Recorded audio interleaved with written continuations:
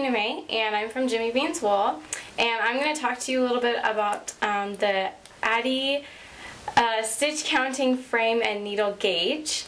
Kind of a long name, hard to remember, but anyhow, this thing is really cool, and if you use Addi needles, you're going to want this gauge because Addi needles are slightly bigger than the standard size. They're not made here in the US, so I believe they're made in Germany, and they're like 0.25 millimeters bigger, I believe.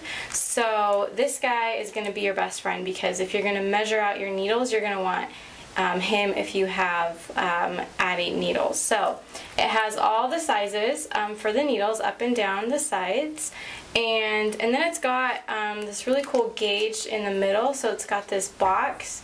It looks like it's about 5 inches by 5 inches. Normally a pattern tells you to do a gauge for about 4 inches, so it gives you an extra inch there to play with depending on what the gauge tells you to do.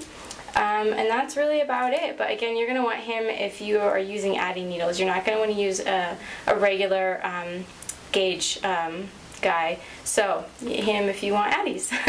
Again, my name is Gina May and I'm from Jimmy Beans Wool.